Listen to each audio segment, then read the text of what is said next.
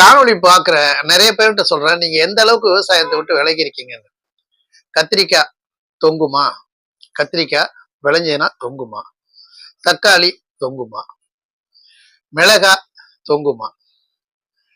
ஆனா வெண்டைக்காய் எப்படி இருக்கும்? வெண்டைக்காய் தொங்காது. வெண்டைக்காய் இப்படிதான் இருக்கும். நிறைய பேர் வெண்டைக்காய் செடி கூட பார்க்காம வெண்டைக்காய் சாப்பிட்டுட்டு இருக்கோம். வெண்டைக்காய் தொங்காது. அப்புறம் பீக்கங்காய் தொங்கும். அவரைக்காய் தொங்கும். புடலங்காய் தொங்கும். கொத்தவரங்காய் தொங்காது. சீனி அவரைன்னு சொல்றோமே, அவரைக்காய் தொங்கும். ஆனா கொத்தவரங்காய் தொங்காது. அதுவும் இப்படிதான் நிமிர்ந்து நிற்கும். இந்த மாதிரி விஷயங்கள் கூட நிறைய பேருக்கு தெரியறது இல்லை. அடிப்படையில விவசாயத்தை அதோடைய அந்த அடிப்படை கூறுகளை தெரிஞ்சுக்கிட்டு எந்தெந்த காய் செடியிலேருந்து வரும், எந்தெந்த காய் கொடியிலேருந்து வரும், எந்தெந்த காய் மரத்துலேருந்து வரும், இந்த அறிவு கூட இல்லாம காய்கறிகள் சாப்பிடணும், வெஜிடபிள் சாப்பிடணும்னு சொல்லிட்டு இருக்கோம். இந்த விஷயங்களை முதல்ல பசங்களுக்கு சொல்லி தரணும்.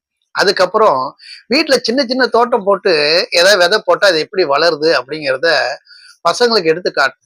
அது வளர வளர உங்க டெக்னிக்கல் அந்த ஆஸ்பெக்டை யூஸ் பண்ணி அப்படியே வீடியோ எடுத்து எடுத்து ஒரு செடி எப்படிலாம் வளர்ந்து எப்படி கொடி எப்படிலாம் போகுது அப்படிங்கிற விஷயத்தையும் பரப்பணும். அந்த அளவுக்கு சொல்லி தெரிவிக்க வேண்டிய நிலையில தான் விவசாயம் இருக்கு.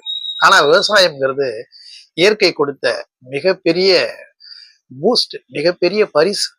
அதை நம்ம ஃபாலோ பண்ணணும். எந்த தொழில் பண்ணாலும் கொஞ்சம் விவசாயம் பண்ணணும். இந்த பாலிசி எடுத்துக்கிட்டா விவசாயத்தை அசைக்க முடியாது. விவசாயம் பண்றதுக்கு இப்ப நிறைய ஆட்களே கிடைக்க மாட்டாங்க.